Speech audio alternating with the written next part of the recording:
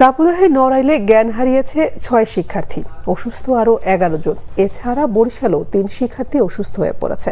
নড়াইলের লোহাগড়ার ইতনা মাধ্যমিক স্কুল ও কলেজের 15 জন শিক্ষার্থী তীব্র গরমে অসুস্থ হয়ে পড়ে। সোমবার সকাল 11:30টার দিকে এই ঘটনা ঘটে। কলেজের ভারপ্রাপ্ত অধ্যক্ষ অনিন্দ্য কুমার সরকার জানান, ঘটনার সময় স্কুলে বিদ্যুৎ ছিল না। অসুস্থদের প্রাথমিক চিকিৎসা দিয়ে পরিবারের কাছে পাঠানো হয়েছে। এদিকে তীব্র তাপদাহে বরিশালের Jagadish Saraswat girls school and কলেজে ক্লাস চলাকালীন 6ষ্ঠ ও 7ম শ্রেণীর 3 শিক্ষার্থী অসুস্থ হয়ে পড়ে। শিক্ষার্থীরা জানায়, পেটে ব্যথা, মাথা ব্যথা ও বমি বমি ভাব হচ্ছিল তাদের। একটি রুমে 40 জন শিক্ষার্থী ক্লাস করছিল।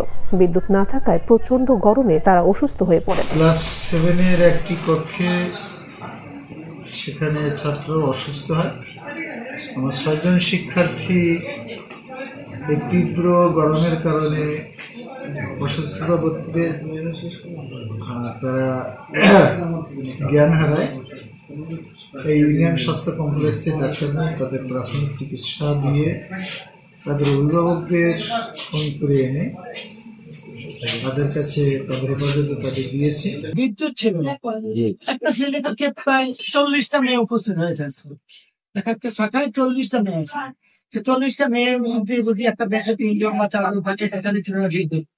তারা 40টা যেটা ক্লাস হয়েছে সেই ক্লাসে বিদ্যুৎ ছাড়াই ক্লাসটা হয়েছে। এই কারণে 3টা মেয়ে পরপর অসুস্থ হয়েছে।